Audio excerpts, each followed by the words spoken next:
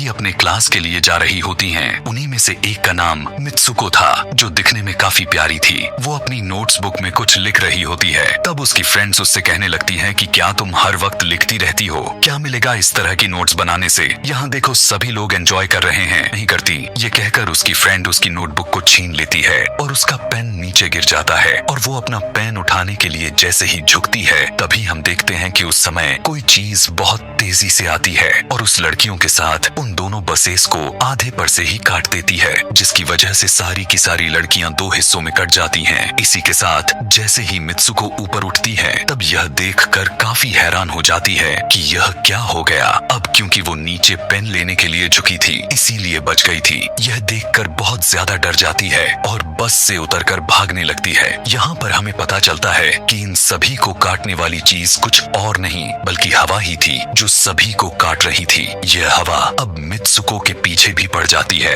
यह देखते हुए मित्सुको चिल्लाते हुए काफी तेजी से भागने लगती है। भागते समय उसे आगे 4 लड़कियां और भी दिखाई देती हैं और वो उन्हें झुकने के लिए कहती हैं, लेकिन काफी देर हो चुकी थी। वो हवा उन्हें भी आधे पर से काट कर चली जाती है। लेकिन उनमें से मित्सुको एक लड़की को बचा लिया था कि तभी इन्हें कुछ साइकिलिंग करते हुए लड़कियां नजर आती हैं, जो कहीं पर जा रही थी। उन्हें भी ये बचाने की कोशिश करती हैं, लेकिन वो हवा उनके साथ भी वही करता है जो अभी इनके दोस्तों के साथ हुआ और इसी दौरान वो लड़की भी मारी जाती है, जिसे अभी उस अदृश्य चीज से बचाया था। अब वो यह देखकर काफी डर जाती है और वो इधर उधर भागने लगती है। आगे हम देखते हैं कि मित्सुको जब एक नदी के पास जाती है, तो वो यह देखकर हैरान हो जाती है कि उस नदी में भी पहले से बहुत सारी डेड बॉडीज पड़े हुए थे, जिसने हवा ने यानी उस अदृश्य चीज ने काट दिया था। वहाँ से वो एक डेड बॉडी के कपड़े लेकर चेंज कर लेती है। अगले सीन में हम देखते हैं कि मित्सुको चलते चलते एक स्कूल में पहुंच चुकी है, जहाँ पर और भी बहुत सारी फीमेल स्टूडेंट्स थीं। उनका यूनिफॉर्म मित्सुको के यूनिफॉर्म से काफी डिफरेंट था। यानी यह भी था कि वो तो उनके स्कूल के स्टूडेंट तो नहीं थी कि तभी एक लड़की मित्सुको के पास आती है और उससे कहने लगती है कि तुम कैसी हो। दरअसल देखा जाए तो वो लड़की उसकी बेस्ट फ्रेंड थी, लेकिन मित्सुको उससे पूछती है कि क्या तुम सच में मेरी बेस्ट फ्रेंड हो, क्योंकि उसे कुछ भी समझ में नहीं आ रहा था कि उसके साथ हो क्या रहा है। वो काफी सदमे में थी। यहाँ पर हम यह भी जान पाते हैं कि मित्सुको और उसकी बेस्ट फ्रेंड काफी ज्यादा एक दूसरे को प्यार करती हैं कि तभी वहीं पर तेज हवा चलती है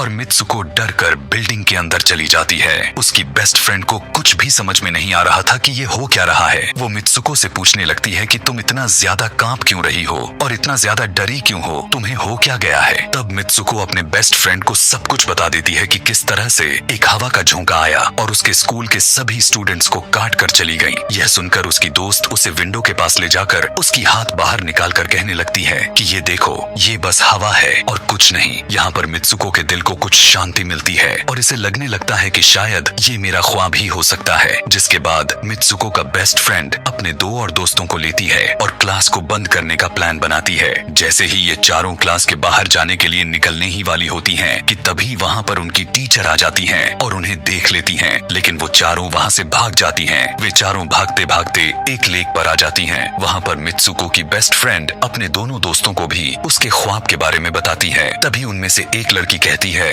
कि हो सकता है कि यह सच हो, जैसे मिरर वर्ल्ड होती है जहाँ पर इस दुनिया से ऑपोजिट यानी उल्टा होता है। यह कहकर वो तालाब में एक पत्थर फेंक कर कहने लगती है कि देखो, यहाँ पर मैंने तो पत्थर फेंका है, लेकिन हो सकता है कि दूसरी दुनिया में मैंने ऐसा ना किया हो। कि तभी अचानक से उस तालाब में से एक क्रोकोडाइल निकल कर आता है, उसमें से एक लड़की को खा जाता है। फिर वो लड़की कहने लगती है कि देखो, मैंने कहा था ना, जो इस दुनिया में होता है वो उस दुनिया में बिल्कुल भी नहीं होता, और जो उस दुनिया में हो रहा है वो इस दुनिया में नहीं हो सकता। तो इसको भी उसी दुनिया में मगरमच्छ ने खाया है। और यहाँ पर ये देखो, ये तो बिल्कुल सेफ है। उसी लेक के पास एक बिस्तर यानी एक बेड नजर आता है। ये चारों उस बेड से तकिए को उठाकर खेलने लगती हैं कि तभी हम देखते हैं दूर से 2 लड़कियां इन्हें देख रही थीं। उन दोनों लड़कियों में से एक ब्राइडल बनी हुई थी, क्योंकि ये दोनों लड़कियां आपस में एक दूसरे से शादी कर ली थीं। जिसके बाद उनमें से एक फ्रेंड बताती है कि हमें कुछ ऐसा करना होगा जो उस दुनिया में इम्पॉसिबल हो, क्योंकि हमारे किस्मत तो पहले से लिखी जा चुकी है, लेकिन हम इसे बदल भी सकते हैं। जिसके बाद ये सभी लड़कियां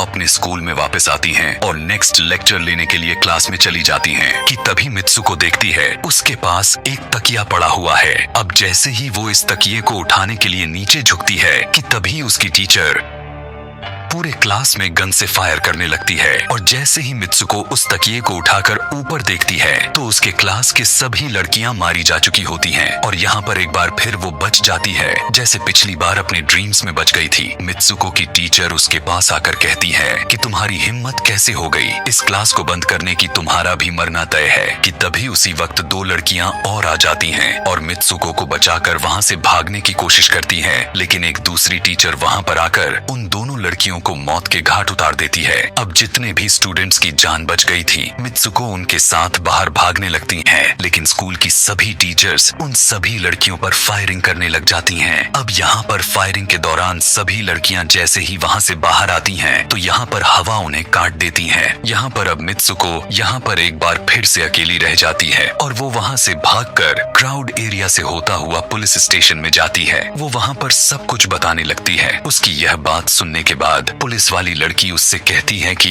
लेकिन तुमने स्कूल वाली कपड़े तो नहीं पहने हुए हैं। और जब वो उसके सामने एक मिरर को रखती है तब मित्सुको उस मिरर में देखती है कि वो तो एकदम से बदल गई होती है और लोग उसे मित्सुको के नाम से नहीं बल्कि उसे किसी और नाम से बुला रहे थे। यहाँ पर हमें पता चलता है कि उसकी शादी होने वाली थी। तब वही पुलिस ऑफिसर उसे उसकी शादी के लिए लेकर जाती है। यह देखकर आसपास के लोग उसे कॉन्ग्रेचुलेशंस दे रहे थे। अब जैसे ही वे सभी उसे लेकर चर्च पहुँचते हैं तो मित्सुको को बेस्ट फ्रेंड भी वहीं पर मौजूद होती है। मित्सुको उससे पूछने लगती है कि यह सब मेरे साथ क्या हो रहा है। तब उसकी दोस्त उससे कहती है कि अभी खामोश रहो, हम अभी किसी के कंट्रोल में हैं, बस जैसा मैं कहूँ तो तुम वैसा ही करो। और यह कहते हुए वो उसका वेडिंग ड्रेस पहनाती है और उसे वहाँ जाने के लिए कहती है। अब जैसे ही वो अपनी मैरिज सेरेमनी के लिए आगे बढ़ती है तो वहाँ की सभी लड़कियाँ उसका मजाक उड़ाने लगती हैं। यह देखकर उसकी बेस्ट फ्रेंड एक एक करके सभी को मारना शुरू कर देती है। जिसके बाद जैसे ही मित्सुको आगे बढ़ती है तो उसके ग्रूम की जगह एक ताबूत खड़ा हुआ नजर आता है।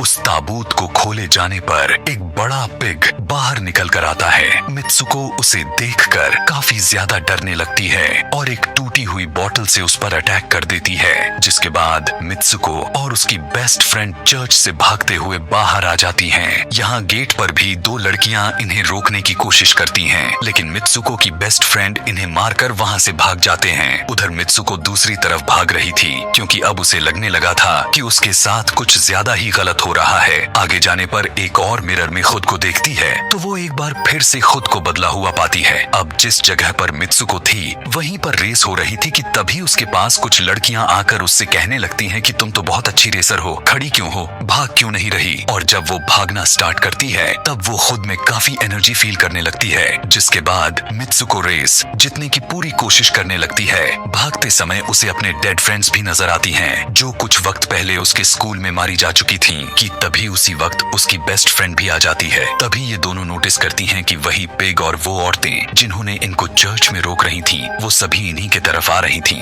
भागते समय कुछ लड़कियां मित्सुको से कहने लगती हैं कि इस दुनिया से बाहर चली जाओ। इसके बाद हम आगे देखते हैं कि मित्सुको भागते भागते एक सुनसान अंधेरी जगह पर आ जाती है। वहीं पर कुछ स्टूडेंट्स नजर आती हैं जिन्होंने यूनिफॉर्म पहना हुआ था। वो सभी लड़कियां मित्सुको से कहने लगती हैं कि हम सभी मरे हुए हैं और तुम्हें भी मार देंगे। लेकिन तभी मित्सुको की बेस्ट फ्रेंड वहाँ पर आकर उस लड़की को मारकर वहाँ से मित्सुको को भगा ले जाती है। मित्सुको की बेस्ट फ्रेंड उसे अपना नाम जोर जोर से पुकारने के लिए कहती है, जिस पर मित्सुको अपना नाम जोर जोर से लेने लगती है। इसी के साथ मित्सुको अपना असली रूप में वापस आ जाती है। उसकी बेस्ट फ्रेंड उसे अपना हाथ दिखाते हुए कहती है कि प्लीज मेरे हाथ में जो वायर लगी हुई है उसे बाहर खींच दो ताकि मैं इस दुनिया से बाहर जा सकूं। लेकिन मित्सुको को डर भी था कि कहीं यह वायर खींचने से उसकी जान न चली जाए, और क्योंकि मित्सुको अपने बेस्ट फ्रेंड को काफी ज्यादा प्यार करती थी इसलिए वो ऐसा नहीं करना चाहती थी। लेकिन ज्यादा उसे फोर्स करने पर वो उसकी वायर्स खींच देती है। वायर खींचते ही उसकी बेस्ट फ्रेंड की बॉडी दो हिस्सों में बट जाती है और तभी उसी वक्त उसे एक गेट नजर आती है। उस दरवाजे से बाहर आने पर वो देखती है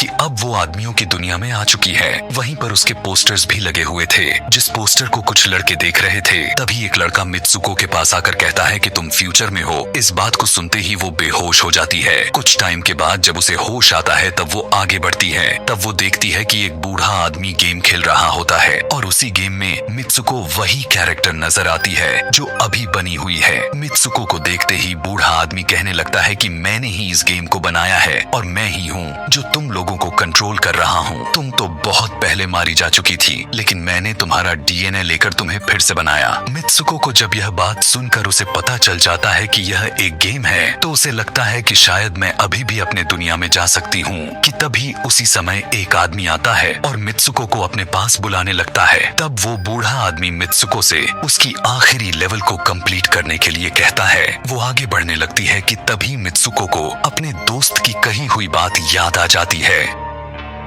कि अगर हम इस दुनिया में कुछ ऐसा करेंगे जो दूसरी दुनिया में इम्पॉसिबल हो तो तुम इस गेम से बाहर आ जाओगी। और इसी के साथ वो इस आदमी का गला दबा देती है और कहने लगती है, बस करो हमारे साथ खेलना। यह कहकर मित्सुको उस बूढ़े आदमी की छड़ी को उठाकर अपने पेट में घुसा देती है, जिस वजह से उसकी मौत हो जाती है। और यहाँ पर हम देखते हैं कि बूढ़ा आदमी यह सोच भी नहीं सकता था कि मित्सुको ऐसा कुछ कर सकती थी और इसी के साथ उसकी डेस्टिनी पूरी तरह से चेंज हो जाती है। वो इस दुनिया में यानी गेम में तो मर चुकी थी, लेकिन असली दुनिया में वो अभी भी जिंदा थी। आगे हमें ये भी दिखाया जाता है कि मित्सुको के बाकी के कैरेक्टर्स भी किसी न किसी वजह से अपने आप को मार लेते हैं और अब वे सभी गेम का पार्ट नहीं थे। अगले सीन में हमें मित्सुको को बर्फीले जगह पर लेटा हुआ दिखाया जाता है और अब वो अपने रियल वर्ल्ड में आ चुकी थी। और इसी के साथ यह दिमाग घुमा देने वाली कहानी यहीं पर खत्म हो जाती है। आगे और